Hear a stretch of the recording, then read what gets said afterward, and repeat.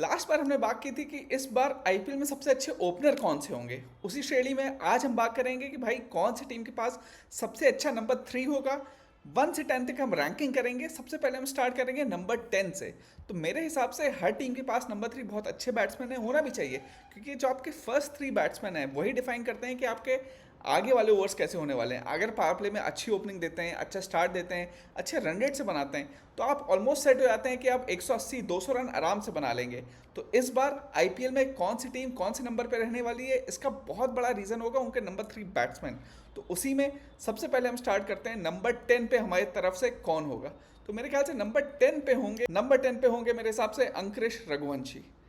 ये केकेआर के बैट्समैन हैं, जिन्होंने भी इन्हें खेलते हुए देखा है। अच्छी टेक्निक है, प्रॉपर बैट्समैन है, बट और जो अगर आप आगे आते हुए नाम देखेंगे तो उनमें आपको कहना पड़ेगा कि ना अभी उनके पास उतना एक्सपीरियंस है, ना उतनी एक्सप्लोजिवनेस है कि हम उन्हें इसके ऊपर रख पाएँ। आप कह सकते हैं कि भाई टैलेंट बहुत है, पोटेंशियल बहुत है, बट क्या आने वाले नामों से ऊपर है वो? मेरे ख्याल से नहीं। इसलिए 3 नंबर पे अंकुरिश रघुवंशी रहेंगे। और अगर आपने पिछला वीडियो देखा हो तो आप जानते हैं कि केकेआर ही पिछली बार लास्ट नंबर पे ओपनर्स में भी आई थी। तो फर्स्ट 3 जो इनके बैट्समैन हैं, मतलब वो आईपीएल में सबसे कमज़ोर हैं। तो इसलिए मुझे लगता है केकेआर के लिए थोड़ा मुश्किल भी होने वाला है ये सीज़न, क्योंकि अगर आपका फ्रंट 3 ही अच्छा नहीं है तो फिर बाकी टीम को थोड़ी तो स्ट्रगल होगी। बट फिलहाल नंबर 3 पे जो आते हैं वो हैं अंकुरिश रघुवंशी। इनके ऊपर कौन आते हैं? 9 नंबर पे आते हैं नीतीश राणा, दिल्ली कैपिटल्स के। देखिए, दिल्ली कैपिटल्स ने राजस्थान रॉयल्स के साथ स्वैप किया है, उसमें उन्होंने नीतीश राणा को लिया, और नीतीश राणा बहुत सालों से आईपीएल खेल रहे हैं। बट क्या वो कभी एकदम आउटस्टैंडिंग बैट्समैन रहे हैं? शायद नहीं। हमेशा एक कंसिस्टेंट परफॉर्मर रहे हैं, और कंसिस्टेंसी अच्छी है। बट इस रैंकिंग में जब आप देखेंगे आगे आने वाले नाम, तो उसमें शायद ये थोड़ा पीछे चले जाते हैं। हर बार आप उनसे एक्सपेक्ट करते हैं 450-400 रन बनाते हैं, अच्छे स्ट्राइक रेट से बनाते हैं। बट क्या अब आईपीएल एक ऐसे लेवल पे आ गई है कि एक सिर्फ कंसिस्टेंट होना ही काफ़ी नहीं है, आपको कुछ एक्स्ट्रा करना पड़ता है? क्या आपका स्ट्राइक रेट हर बार 170-180 का होना चाहिए? और इसीलिए मेरे ख्याल से नीतीश राणा, क्योंकि ये सारे पैरामीटर्स फुलफिल नहीं कर पाते हैं, इसलिए इस रैंकिंग में वो रहेंगे सेकंड लास्ट नंबर पे, जो है 9वीं नंबर पे। उनसे ऊपर कौन आएंगे? उनसे ऊपर आ रहे हैं, देखिए, आरसीबी के वेंकटेश अय्यर। अब लोग कह सकते हैं कि भाई शायद नीतीश राणा को वेंकटेश अय्यर के ऊपर आना चाहिए था, पर नीतीश राणा अभी तक अपनी टीम को टाइटल नहीं जितवा पाए हैं, जैसे वेंकटेश अय्यर ने अपनी टीम को जितवाई थी।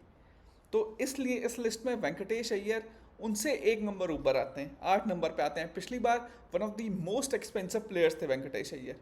इस बार थोड़ा सस्ते में गए हैं, तो आरसीबी के लिए वो दिखाना चाहेंगे कि भाई मैं भी ऐसा बैट्समैन हूँ जो आईपीएल में बहुत अच्छा खेलते हुए आ रहा हूँ। एक तो दूसरी बात, आरसीबी की पिच होगी, चिन्ना स्वामी वैसे ही बहुत छोटा सा ग्राउंड है, तो वेंकटेश अय्यर को बहुत मज़ा आएगा यहाँ पे खेलने का। इसलिए मुझे लगता है कि अगर आप सीज़न ख़त्म होने के बाद उनके स्टैट्स देखेंगे तो he'll be better than both Nitish Rana and Angkrish Raghuvanshi, और इसीलिए इस लिस्ट में वो आते हैं 8वें नंबर पे। उनसे ऊपर कौन आने वाले हैं? देखिए, उनसे ऊपर आते हैं रियान पराग, राजस्थान रॉयल्स के। रियान पराग बॉलिंग भी कर लेते हैं, उसमें भी कंट्रीब्यूट करेंगे।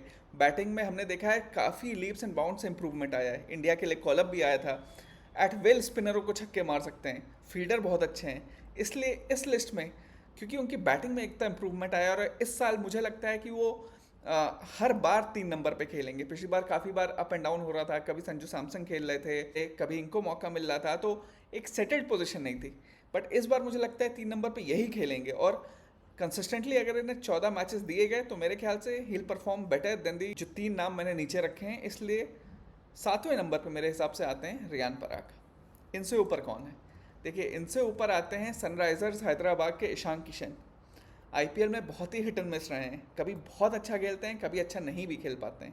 बट इस प्लेयर के साथ ये है कि अभी जो इनका डोमेस्टिक अगर आप टूर्नामेंट देखें, बहुत अच्छा गया है। उसके बलबूते इन्होंने अपने T20 टीम में भी जगह बनाई है। अब आप सोचिए, कोई प्लेयर जब T20 टीम में, इंडिया की T20 टीम में आ रहा है, तो उसको आपको थोड़ी वैल्यू तो देनी पड़ेगी। और यही ईशान किशन ने पिछले साल में करके दिखाया, जो उन्होंने एक्सप्लोजिवनेस दिखाई है। पहले भी वो स्ट्राइक रेट बहुत अच्छा रखते थे, लेकिन कंसिस्टेंसी नहीं थी। बट इस बार ऑलमोस्ट सिंगल हैंडेडली उन्होंने अपनी स्टेट टीम को ट्रॉफी जितवाई, और ये बहुत बड़ी बात है। सैयद मुश्ताक अली ट्रॉफी में बड़े बड़े नाम खेल रहे थे, और झारखंड का जीतना सरप्राइजिंग भी था, बट इट शोज कि ईशान किशन कितने अच्छे फॉर्म से गुजर रहे हैं। और इसलिए इस लिस्ट में अगर आप देखें, मैंने उन्हें रियान पराग, अय्यर, नीतीश राणा, अंकुरिश रघुवंशी के ऊपर रखा है और छठे नंबर पर रखा है। अब हम आते हैं टॉप 5 पे। तो पाँचवें नंबर पे जो हमारे बैट्समैन रहेंगे वो हैं सूर्य कुमार यादव। अब लोग कह सकते हैं कि भाई सूर्य कुमार यादव इंडिया के कैप्टन और पाँचवें नंबर पे, बट फॉर्म अच्छा नहीं चल रहा है। एज भी हो रही है, अभी वो 29-30 साल के लड़के नहीं रहे।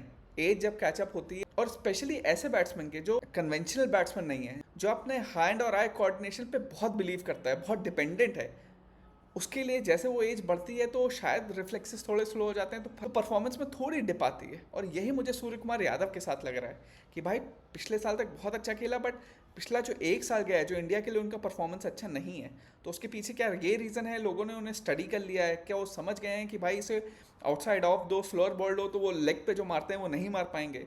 क्या एक अकीलीज हील उनकी पता चल गई है? क्या ये रीज़न है? क्या उनके रिफ्लेक्स डाउन हुए हैं? इसी सब डाउट्स की वजह से इस टीम में वो, इस लिस्ट में वो रहेंगे पाँचवें नंबर पे। इनसे ऊपर आते हैं संजू सैमसन। देखिए, चौथे नंबर पे संजू सैमसन, आप समझ सकते हैं सीएसके आ रहे हैं, नई टीम है, लेकिन 3 नंबर पे खेलेंगे and I think he is going to have a fantastic season. Chennai के लिए अच्छी साइनिंग है। 3 नंबर पे संजू सैमसन, मतलब आपका टॉप 3 सेटल्ड है। ऋतुराज गायकवाड़, आयुष मात्रे और 3 नंबर पे संजू सैमसन। तीनों बहुत ही फ्लुएंटली छक्के मार सकते हैं, बहुत ही अच्छा बैट फ्लो है, और ये बार दिखाना चाहेंगे कि भाई मैं क्यों इंडिया टीम में डिज़र्व करता हूँ रहना।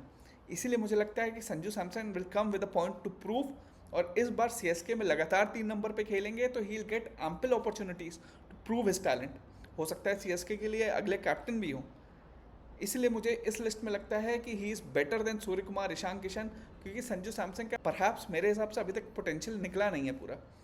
सीएसके एक साउदर्न स्टेट है जहाँ से संजू सैमसन आते हैं, वहाँ से बहुत पास है, सो ही फील एट होम ऑल्सो, और इसलिए इस लिस्ट में संजू सैमसन आते हैं चौथे नंबर पे। इनके ऊपर कौन आते हैं? देखिए, इनके ऊपर आते हैं मेरे आईपीएल के फेवरेट कैप्टन श्रेयस अय्यर। अगर सिर्फ नंबर 3 की बैट्समैनशिप नहीं होती, ओवरऑल पैकेज होता, तो मैं शायद बोलता कि अगर मेरे पास ऑप्शन मनी है तो सबसे पहले मैं किसी प्लेयर को खरीदूंगा तो श्रेयस अय्यर, जिस फेयरलेस एटीट्यूड के साथ आते हैं, जो उनका एक स्ट्राइक रेट बहुत अच्छा होता है, एक फियरलेस क्रिकेटर, मतलब एक निडर एटीट्यूड है, दबंग है, बहुत ही बेहतरीन बैट्समैन है, बहुत ही बेहतरीन कैप्टन है और क्लच बैट्समैन है। ऐसा नहीं है कि भाई बड़े मैचों में नहीं परफॉर्म करते हैं, इनफैक्ट बड़े मैचों में वो और निखर के आते हैं। 70, 80, 85 आराम से रन बनाते हैं, और सिर्फ 40-45 बॉलों पे स्ट्राइक रेट हमेशा 200 के ऊपर रहता है। ब्रिलियंट 6 हिटर, मतलब चौवे भी बहुत आराम से मारते हैं, बट जिस हिसाब से उनकी एटविल छक्के मारने की कैपेबिलिटी है, बहुत कम इंडिया में ऐसे बैट्समैन हैं जिनके पास 6 हिटिंग एबिलिटी इतनी अच्छी है। उनके ऊपर आते हैं निकोलस पूरन। अब देखिए, निकोलस पूरन दूसरे नंबर पे, लोग कहेंगे भाई ये आदमी पहले नंबर पे क्यों नहीं है? जितना फेयरलेसली, जितना एफर्टलेसली छक्के मारता है, मतलब अकेले ही मैच का तहस नहस कर देता है, अकेले ही मैच को साइड लगा के रख देता है। बट एक ही रीज़न है, क्योंकि इनके ऊपर वाला आदमी इनसे भी बेहतर है, नहीं तो इस प्लेयर में कोई कमी नहीं है। आप इन्हें जॉइंट फर्स्ट भी कह सकते थे, ये इतने अच्छे हैं। जिस हिसाब से मैंने इन्हें स्पिनर्स को डिस्ट्रॉय करते हुए देखा है, T20 में कोई ऐसी वीकनेस दिखती नहीं है जब ये बैटिंग करते हैं। वन ऑफ द मोस्ट, मतलब cleanest hitters of the ball.